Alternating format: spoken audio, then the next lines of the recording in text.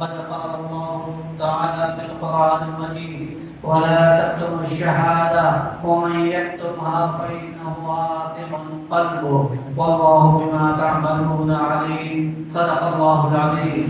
تمام تعریفیں رب ذوالجلال والاکرام کی لائق و سزاوار ہیں، جو اس کائنات کا پہلا مالک و پالنہار ہے، جس کے قبضہ قدرت میں دنیا کی ہر چیز ہے.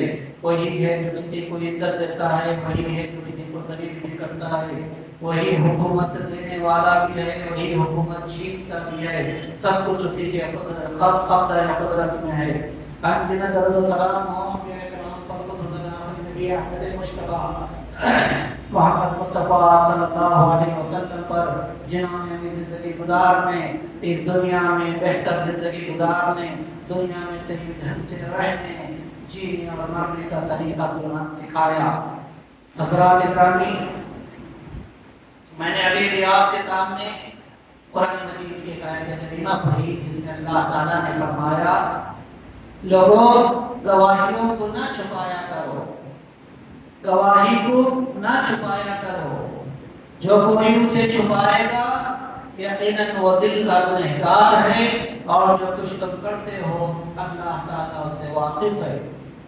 حضرات گرامی، اس پوری کائنات میں، اس پورے انسانوں میں سوائے ہمارے کسی اور عقائد مذہب ایسا نہیں ہے جو ہر چیز کی تعلیم دیتا ہو.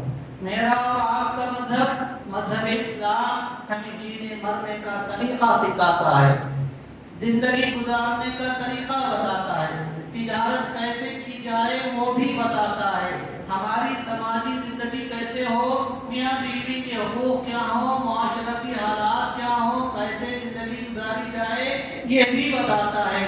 وہی میرا اور آپ کا مذہب یہ بھی بتاتا ہے کہ سیاست کسے کہتے ہیں، سیاست کیسے کی جانی چاہیے، سیاست کرنے کے طریقے کیا ہیں، اور یہ کہ دین کا اٹوٹ حصہ سیاست ہے، سیاست دین سے الگ نہیں ہے.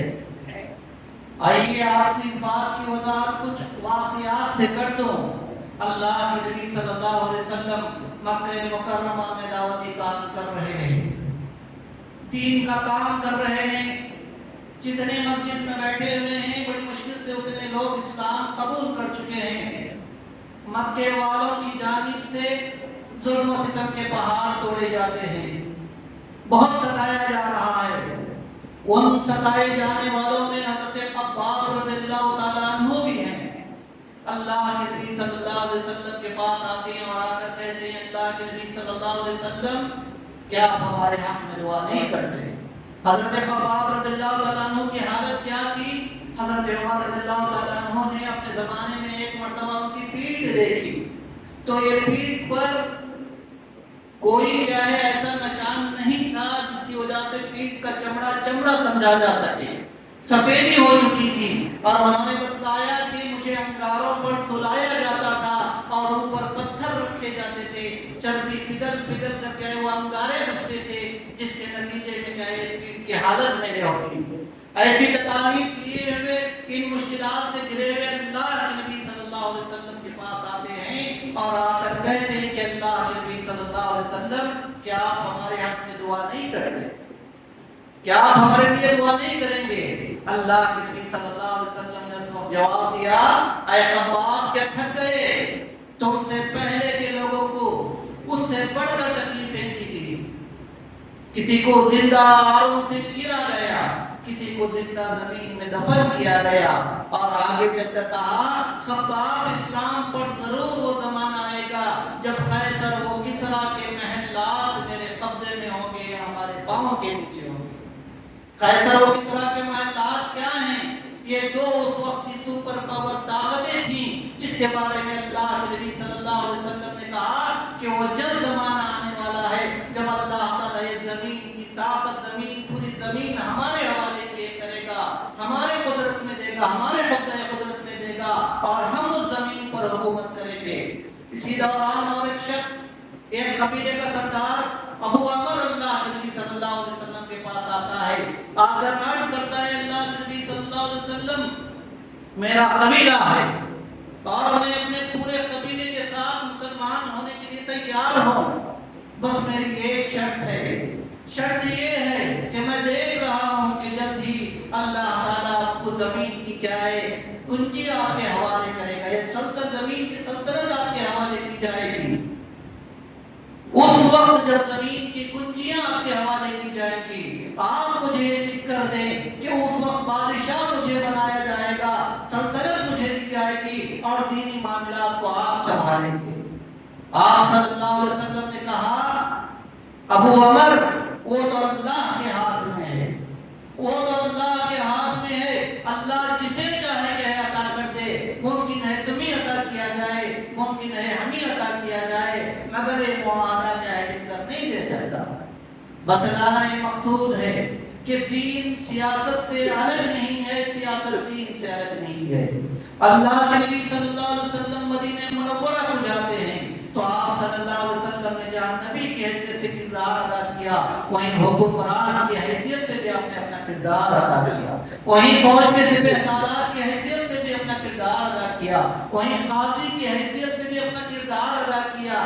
دین اور سیاست کو کبھی الگ نہیں کیا گیا، اور یہ اعلان تو اسلام نے دیا ان الحکم الا للہ، یہ کائنات اللہ کی ہے، یہ سلطنتیں اللہ کی ہیں، یہ زمین اللہ کی ہے، یہ انسان اللہ کے ہیں، تو انسانوں پر جو حکم چلے گا وہ اللہ ہی کا چلے گا، اور اس کے لیے مسلمانوں کو کوشش کرنی چاہیے، مسلمانوں کو جدوجہد کرنی چاہیے، مسلمانوں کو اس کے لیے کیا ہے اپنی کاوشیں کرنی چاہیے۔ خلیفہ اول حضرت ابو بکر رضی اللہ تعالیٰ عنہ، جن کے بارے میں ہر جمعہ میں کہتے ہیں افضل البشر بعد الانبیاء، پیغمبروں کے بعد سب سے بہترین اگر کوئی شخص ہے تو حضرت عمر رضی اللہ تعالیٰ، حضرت ابو بکر رضی اللہ تعالیٰ عنہ ہیں۔ حضرت ابو بکر رضی اللہ تعالیٰ عنہ کون تھے؟ اسلامی سلطنت کے پہلے حکمران ہی تھے۔ اسلامی سلطنت کے پہلے اگر آج کی ٹرمینالوجی سے استعمال کیا جائے تو پہلے صدر تھے، پہلے وزیر اعظم تھے، اس کے بعد حضرت عمر، حضرت عثمان، حضرت علی رضی اللہ تعالیٰ عنہ بنتے ہیں۔ سب وہیں تک سلسلہ نہیں رکھتا، اللہ تعالیٰ نے ان کے قبضے قدرت میں دنیا دی۔ چین کی طرف نکل گئے تو پورا چین اللہ نے ان کے حوالے کیا، افریقہ کو نکل گئے تو افریقہ کے ممالک ان کے قبضے قدرت میں آ گئے، یورپ کے علاقے میں نکل گئے تو یورپ کے کیا ہے ممالک ان کے قبضے قدرت میں آ گئے، ہندوستان پہنچے تو ہندوستان اٹھا کر اللہ تعالیٰ نے ان کے ہاتھ میں دے دیا۔ ذرا اندازہ کیجیے، ذرا سوچئے کہ کتنے گنتی بھر لوگ تھے جو ہندوستان آئے تھے، کیا چیزیں تھیں جس کی بنیاد پر وہ ہندوستان میں 800 سال تک حکومت کرتے رہے۔ حضرات گرامی، پھر زمانہ گزرتا گیا، زمانہ گزرتا گیا، مسلمانوں میں زوال آیا، مسلمانوں میں عیش پرستی آئی، مسلمانوں میں کیا ہے حرام و حلال کی تمیز ختم ہوئی، مسلمان اپنے دین اپنے مقصد سے دور ہوتے گئے۔ نتیجہ یہ ہوا کہ دوسرے لوگ آئے اور آ کر مسلط ہوتے ہوئے چلے گئے، دوسرے لوگ آئے آ کر ہم پر قبضہ جماتے ہوئے چلے گئے۔ اس سے پہلے دنیا کی صورتحال یہ تھی کہ بھئی مسلمان سلطنت نہیں ہے، مگر قانون لیا جا رہا تھا ہم سے، اصول لیے جا رہے تھے ہم سے، حکومت کرنے کا طریقہ لیا جا رہا تھا ہم سے کہ اس سے بہتر کوئی کیا حکومت کا طریقہ نہیں ہے، مگر مسلمانوں نے اسے اتنا اپنے آپ کو دور کیا، ایسے عیاشی میں مبتلا ہوئے کہ ہر چیز کے قدرت سے نکلتی چلی گئی۔ پھر ایک واقعہ ہندوستان میں پیش آتا ہے 1857 کا۔ 1857 میں ہندوستان میں پہلی غدر ہوتی ہے۔ غدر اصل میں انگریزوں کے خلاف ہندوستان کی پہلی لڑائی تھی، اور اس میں سب سے بڑا کردار جو ادا کیا وہ مسلمانوں نے ادا کیا۔ انگریزوں کے خلاف سب سے زیادہ جو کھڑے ہوئے مسلمان کھڑے ہوئے، سب سے زیادہ جو قربانیاں دی مسلمانوں نے قربانیاں دی، مگر وہ غدر میں ناکام ہو گئے، شکست ہوئی، مسلمانوں کو پوری طرح کچلا گیا، مارا گیا، محلے کے محلے ختم کیے گئے۔ مورخین نے لکھا ہے کہ آگرہ سے لے کر دلی تک کوئی ایسا درخت نہیں تھا جس پر مسلمانوں کی لاشیں نہ لٹکائی گئی۔ ان حالات سے گزرے تو کچھ مفکرین ایسے پیدا ہوئے، کچھ مصلحین ایسے پیدا ہوئے جنہوں نے ان حالات کے تناظر میں فیصلہ لیا کہ کچھ دنوں کے لیے مسلمانوں کو سیاست سے کنارہ کش ہو جانا چاہیے، سیاست سے دوری اختیار کرنا چاہیے، تاکہ سنبھالا لیا جائے، جائزہ لیا جائے، اپنے حالات کو بدلنے کی فکر کی جائے، راستے تلاش کیے جائیں۔ اسی زمانے میں یہ بھی مسئلہ آیا کہ بھئی دین و دنیا کی تفریق اسی زمانے میں شروع ہوئی. ایک طرف جو ہے دینی مدارس قائم ہوئے، دوسری طرف جو ہے علی گڑھ یونیورسٹی شروع ہوتی ہے اور دین کی تعلیم الگ، دنیا کی تعلیم الگ شروع ہوتی ہے، جس کا تذکرہ اس سے پہلے ہمیں اسلامی تاریخ میں نہیں ملتا. یہ دو چیزیں ہمیں چند دنوں کے لیے ملی تھی، مگر آگے چل چل کر اس طرح اسے ناسور بنا دیا گیا، سیاست کو اتنا ناسور بنا دیا گیا، ایسا حرام بنایا گیا، ایسا ملت کو دور کیا گیا، ایسے حالات پیدا کیے گئے، پوری طرح سے سیاست سے کیا ہے کنارہ کش ہوتے ہوتے ہوتے اتنا دور چلے گئے. اگر کبھی مسجدوں ممبر و محراب سے کوئی سیاست کی بات کرتا ہے، کوئی ووٹ کی بات کرتا ہے، کوئی اور بات کرتا ہے، تو کہا جانے لگا کہ ارے یہ تو ممبر و محراب سے اللہ اور رسول کی باتیں چھوڑ کر کیا ہے دنیاوی باتیں کر رہے ہیں، سیاست کی باتیں کر رہے ہیں. حالانکہ دین میں کوئی ایسی تفریق نظر نہیں آتی.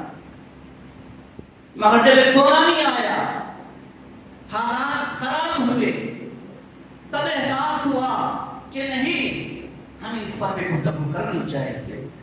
یہ موضوع منبر و محراب کی زینت بننی چاہیے. جب لاسٹ مرتبہ 10 سالوں میں ہم نے کچھ تھپیڑے کھائے، کچھ مشکلات سے گزرے، تب کیا ہے منبر و محراب سے پھر سے امت کو بیدار کرنے کی صدائیں لگائی جانے لگی. اللہ کا شکر ہے کہ سمجھ رہے ہیں اور یہ سمجھنے کی ضرورت ہے. یقیناً یہ اس طرح سوچنا اور اقدام کرنا امت کا، علماء کا، مفکرین کا بہت بڑا اقدام ہے کہ امت کی اس سلسلے میں بھی رہنمائی کی جائے. آئیے اسی سلسلے میں 2-4 باتیں آپ کے سامنے عرض کر دوں. سب سے پہلا مسئلہ یہ ہے کہ مجھے ووٹ کی شرعی حیثیت بیان کرنا ہے. شریعت میں ووٹ کے سلسلے میں کیا باتیں کہی گئی ہیں. حضرات گرامی، میں نے آپ کے سامنے آیت کریمہ پڑھی، اس میں کہا گیا، پہلی بات یہ کہی گئی وَلَا تَكْتُمُوا الشَّهَادَةَ، تم گواہیوں کو نہ چھپاؤ. ووٹ ڈالنا مسلمان کے لیے شرعی طور پر گواہی دینے کے مطابق میں گواہ بنتا ہوں سب میں. تو کہا گیا کہ ہر مسلمان کی ذمہ داری بنتی ہے کہ اس گواہی کو وہ ادا کرے، اسے نہ چھپائے. اگر چھپاتا ہے تو وہ گنہگار بنتا ہے، اور جو کچھ تم کرتے ہو اللہ تعالیٰ اسے واقف ہے. دوسری بات اس سلسلے میں کہی گئی کہ جب گواہی دی جائے تو جھوٹی گواہی نہ دی جائے، غلط گواہی نہ دی جائے، غلط باتیں نہ کی جائیں. تو کہا گیا کہ جب گواہی دی جائے تو سچی گواہی دی جائے. اللہ کے نبی صلی اللہ علیہ وسلم ایک مرتبہ لیٹے ہوئے تھے اور آپ صلی اللہ علیہ وسلم لوگوں کو حرام چیزوں کا کیسے آگاہ کر رہے تھے، غلط چیزوں کا اظہار کر رہے تھے. مگر لیٹے اٹھ کر بیٹھنے کے بعد کہا الا وقول الزور، الا وقول الزور، الا وقول الزور.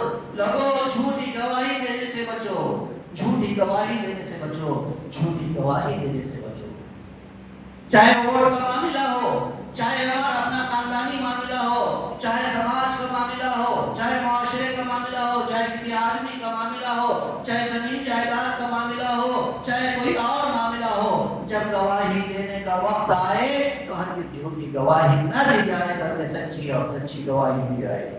پھر تیسری بات ووٹ کے سلسلے میں کہی گئی کہ جب آدمی ووٹ ڈالتا ہے تو وہ شفاعت کرتا ہے، سفارش کرتا ہے کہ یہ جو ہے صحیح شخص ہے جس کے ہاتھ میں، جس کے سلسلے میں میں اپنا اختیار کا استعمال کر رہا ہوں.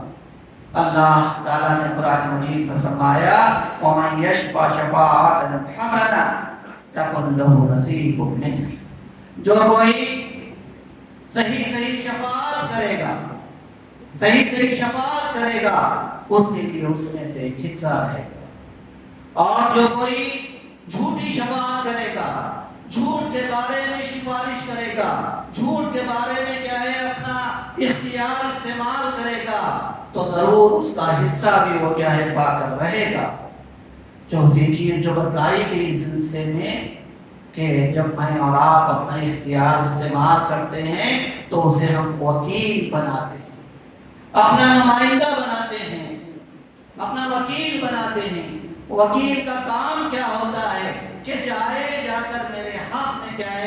وہ انصاف کی لڑائی لڑے، وہ جائے اور میرے حق میں اپنی زبان کھولے۔ اگر میں نے اور آپ نے کوئی ایسا وکیل بنایا، کوئی ایسا وکیل بنایا جو میرے خلاف کھڑا ہو جائے، جو میرے خلاف کہے ایویڈنس جمع کرے، میرے کیس کو کمزور کر دے، تو کوئی دنیا والا یہ نہیں کہے گا کہ آپ نے صحیح شخص کو انتخاب کیا۔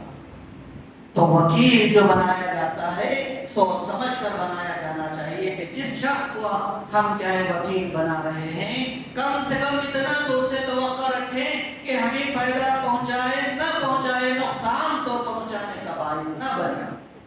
حضرات گرامی، میں اور آپ جن حالات سے گزر رہے ہیں، پچھلے چند سالوں میں جو کچھ ہم نے دیکھا اس سے کیا ہے برے حالات کیا ہے اگر آئیں گے جیسے توقع کی جا رہی ہے، اگر ویسا نہ ہو۔ مسئلہ صرف میری اور آپ کی ذات کا نہیں ہے، سب سے بڑا مسئلہ میرے اور آپ کے دین کا ہے، ایمان کا ہے، پسند اللہ کا ہے، مدارس کا ہے، مکاتب کا ہے، عزتوں کا معاملہ ہے، جانوں کی حفاظت کا معاملہ ہے، اور مختلف معاملات ہیں جس کے سلسلے میں مجھے اور آپ کو شعوری طور پر کیا فیصلے لینے کی ضرورت ہے۔ چند سالوں پہلے ہمارے نوجوان بچوں نے بھی دیکھا، نوجوان بچیوں نے بھی دیکھا کہ اسکولوں اور کالجوں میں ان کے ساتھ کیا سلوک کیا گیا، کیسے کھلواڑ کیا گیا، کتنے مسائل سے دو چار ہونا پڑے، غلط لوگ جب آتے ہیں تو کس قسم کے مسائل سے کیا ہے ہمیں کیا دو چار ہونا پڑتا ہے، کہ میں اور آپ اچھی طرح جانتے ہیں۔ تو اس سلسلے میں مجھے اور آپ کو شعوری طور پر یہ فیصلہ لینا ہے، یہ سوچ سمجھ کر کے مجھے اور آپ کو کیا فیصلہ لینا ہے کہ ہم اپنے حق کا استعمال کریں گے، ضرور کریں گے، اور صحیح استعمال کریں گے، اور اس کا استعمال خود بھی کریں گے، اپنے خاندان والوں سے بھی کروائیں گے۔ اس لیے نہیں ہے کہ کسی کو جتانا ہے، بلکہ اس لیے کہ ملت کے تحفظ کے لیے، ملت کی حفاظت کے لیے، ملت کے ناموس کے لیے، ملت کے مدارس کی حفاظت کے لیے، ماؤں اور بہنوں کی عزتوں کے لیے، ہمارے نوجوان مسلمان لڑکوں کی اور نوجوانوں کی اور غیر لوگوں کی جانوں کی حفاظت کے لیے ہم میں سے ہر آدمی کو اپنے حق کا استعمال کرنا ضروری ہے، اور اس میں پیچھے نہیں رہنا چاہیے۔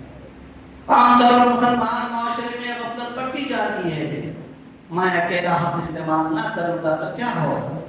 ہم سب جانتے ہیں کوئی ٹیم اگر ورلڈ کپ جیتتی ہے، ورلڈ کپ جیتتی ہے تو صرف ایک رن سے جیتتی ہے، ایک رن کیا ہے کایا پلٹ کر دیتی ہے۔ اور پھر آپ کو یہ بھی سمجھنا چاہیے کہ جب ہر طرف آگ لگی ہوئی ہو، ہر طرف کیا ہے طوفان مچا ہوا ہو، آگ کے بڑے بڑے شعلے لگ رہے ہوں، تو آپ یہ کہیں کہ میرے چلو پر پانی ڈالنے سے کیا ہوگا، ایسے رہ کر بیٹھ جائیں گے تو وہ آگ اور بہت زیادہ جلا کر خاص کر دے گی۔ میں آپ کو چھوٹے سے واقعے کی طرف رہنمائی کروں کہ کہا جاتا ہے، روایت صحیح نہیں ہے، بڑا اچھا کیا ہے واقعہ ہے کہ جب آگ لگی ہوئی تھی جنگل میں، ایک چھوٹی سی چڑیا تھی جو جا کر کیا ہے قطرے قطرے کیا ہے پانی اس پر ڈال رہی تھی۔ کہنے والے نے کہا کہ تمہاری ان قطروں سے یہ جنگل کی آگ بجھنے والی نہیں ہے، تم آخر یہ کیوں کر رہی ہو؟ تو اس چڑیا نے جواب دیا، میں یہ چاہتی ہوں کہ جب مجھے یاد کیا جائے، جب مجھے آگے چل کر یاد کیا جائے تو میرا نام آگ بجھانے والوں میں لیا جائے، آگ جلانے والوں میں اور آگ دیکھ کر تماشائی بنے بیٹھے والوں میں میرا نام نہ لیا جائے، بلکہ آگ جلانے اور آگ بجھانے والوں میں میرا نام لیا جائے۔ ضرورت یہ ہے کہ جو حالات جس قسم کی آگ لگائی جا رہی ہے، اور وہ آگ میرے اور آپ کے گھر کو کیا لگائی جا رہی ہے، وہ ہمارے کیا ہے دین اور کیا مدارس کو لگائی جا رہی ہے، اس کا احساس، اس کا شعور مجھے اور آپ کو ہونا چاہیے، اور مجھے اور آپ کو سلسلے میں پوری تندہی کے ساتھ، پوری کیا ہے پھرتی کے ساتھ اپنے آپ کو لگانا اور حالات کو بدلنے کی کیا ہے کوشش کرنی چاہیے۔ کسی نے چھوٹی سی کہانی کتابوں میں کیا ہے پوسٹ کی قریب میں ایک بہت اچھی کہانی، چھوٹی سی کہانی وائرل ہوئی، آپ کو سنائے دیتا ہوں۔ ایک بیوی نے اپنے گھر میں ایک چراغ کیا ہے ملا اسے پرانے زمانے کا، اٹھا کر اس میں کیا ہے شوہر کو دیا، اور شوہر کو دے کر کہا کہ دیکھیے کوئی علاؤدین کے زمانے کا چراغ نظر آتا ہے۔ تو شوہر نے اتفاقاً اسے گھسا تو باہر کیا ہے جن نکل آیا، تو جن سے اس نے درخواست کی کہ بھئی ہمارے اوپر ظالم حکمران مسلط ہیں، ان کو بدل اذن دو. تو جن نے کہا آقا وہ تو کیا ہے بہت چھوٹا کام ہے, وہ میں نہیں کر سکوں گا, وہ تو خود آپ کر سکیں گے. انہوں نے کہا کہ ہم کیسے کر سکیں گے؟ تو اس نے کہا جو آ رہا ہے وہ اس میں کیا ہے اپنے اور کا استعمال کیجئے اور حالات کو بدلیے. حالات کو بدلنے کے لیے مجھے اور آپ کو کمر کس دینا چاہیے. اور دوسری بات اس سلسلے میں یاد رکھنے کی 2-3 باتیں کہہ کر میں اپنی بات کو ختم کروں گا. حضرات گرامی, آزادی کی لڑائی ہو رہی تھی. آزادی کی جب لڑائی ہو رہی تھی, محمد علی جوہر علیہ الرحمہ لندن جاتے ہیں.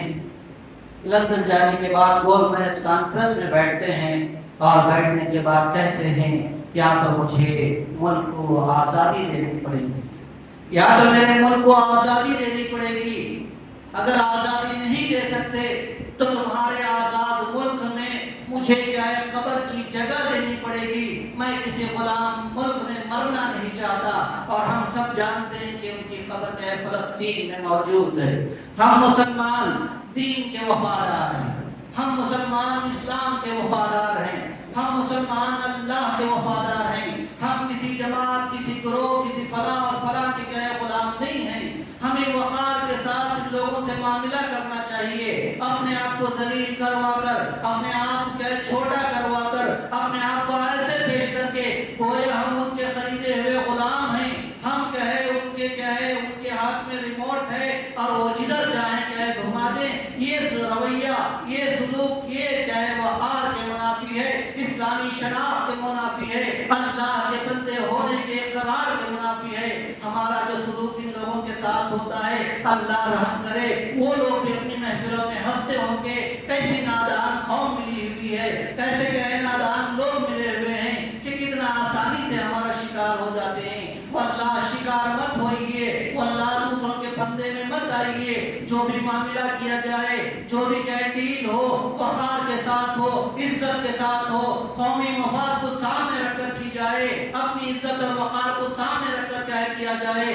ذلیل ہو کر, رسوا ہو کر, اپنے آپ کو چھوٹا بنا کر, اپنے آپ کو ان کے غلاموں میں شامل کر کے اپنے کو کیا نہ پیش کیا جائے. خاص کر ہمارے نوجوان کیا اس پہلو سے سوچیں کہ جب وہ لوگ آتے ہیں, ان کی ریالیاں آتی ہیں, جس قسم کا ہمارا رویہ ہوتا ہے, ایک مسلمان کا تو ہرگز وہ رویہ نہیں ہو سکتا.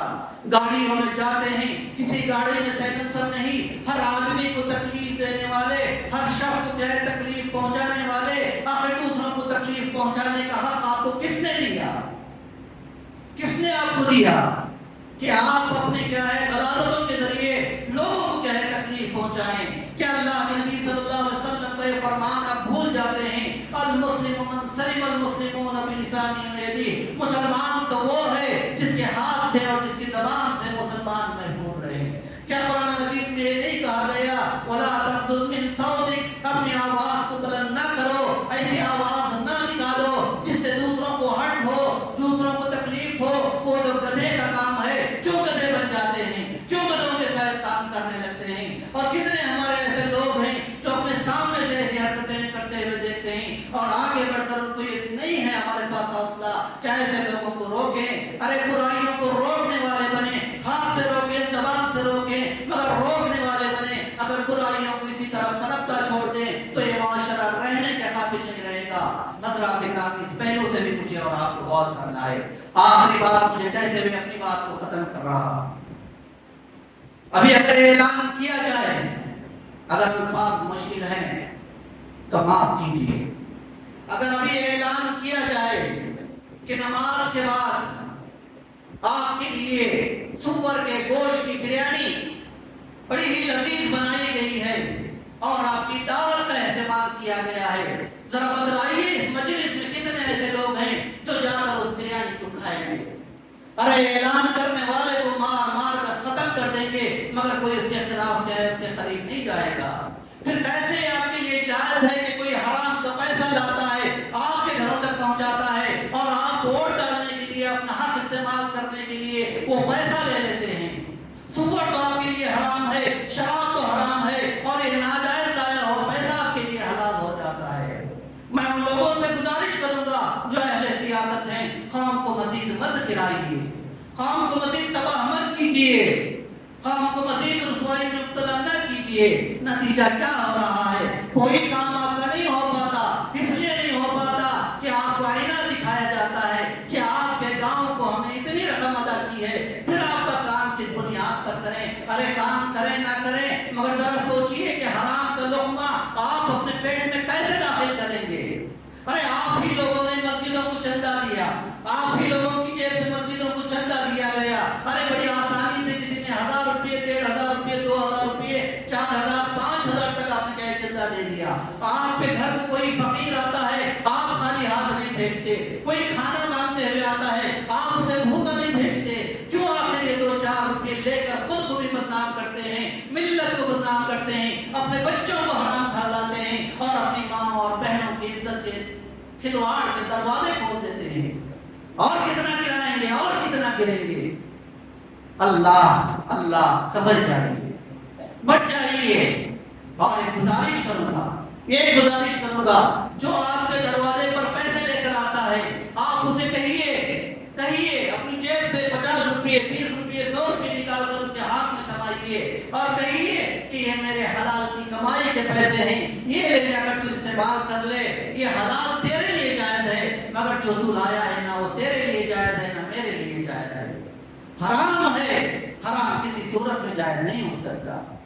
कहा गया आदमी मर रहा है, खाने को कुछ नहीं है, ये एक लुक़मा हराम का खाने की इजाजत है। कौन हमें ऐसा है जो इस तरह के पैसे लेने के लिए क्या है, वो उतनी बुरी मजबूरी की हालत में। अगर कोई अल्लाह दलाल है तो यहाँ बैतुल माल है, जमात इस्लामी का बैतुल माल है, मकामी बैतुल माल है, आप दरख्वास्त कीजिए, आपको पैसे दिए जाएंगे। अगर बीमारी का मसला है, खाने का मसला है, हराम लुक़मा को अपने पेट में हरगिज़ दाखिल ना कीजिए। और उन लोगों को घरों के करीब आने मत दीजिए जो आपके घरों के पास आए और आकर क्या है रकम पहुंचाने की कोशिश करें। ये कौमी वक़ार का, कौमी इज्जत का, आपके ईमान का, ये क्या खरीद रहे हैं? आपका ईमान खरीद रहे हैं। अरे आपका ईमान इतना गिरा हुआ है, इतना सस्ता है कि 2-4 हजार रुपये को फरोख्त हो जाता है, 2-4 हजार रुपये को फरोख्त हो जाते हैं। इतना कम आपने क्या है दाव लगाया है। अरे कहने ये मिसाल आपके सामने देते हुए बात को खत्म करो कि एक शख्स क्या है पैसे दिए हुए गैर मुस्लिम के घर आया और उसने कहा कि ये ले लीजिए और हमें क्या है अपना हक क्या है दीजिए। उसने कहा मुझे पैसे नहीं चाहिए, एक गधा खरीद कर लाइए। उसने कहा कि जितनी रकम वो गधे को तलाश किया, उसे चाहिए था इसका हक, तो उसने गधे को तलाश किया, मगर जितनी रकम वो दे रहा था उसमें गधा नहीं आ रहा था। उसने कहा जाकर कि देखिए इस रकम में क्या है, गधा भी क्या है नहीं, ये क्या है गधा नहीं मिल रहा, ये रकम ले लो। तो इसने कहा कि जिस रकम में गधा खरीद नहीं सकते उसमें मुझे खरीद रहे हो, उतनी रकम मुझ पर लगा रहे हो। क्या गधे से गुजरे हैं, इन पहलुओं से मुझे और आपको गौर करना है, सोचना है, हराम से अपने आप को बचाना है। हक है इस्तेमाल कीजिए, अगर बाहर हैं तो बुलाकर क्या आप इस्तेमाल कराइए। ये हालात अगर आप अब बोलने की जरूरत नहीं, व्हाट्सएप और सोशल मीडिया बता रहा है हालात इस रुख पर जा रहे हैं। मजीद नसीहतों की जरूरत नहीं, अक्लमंद होशमंद और दाना इंसान है जो हालात बिगड़ने से पहले अपने आप को संभाले।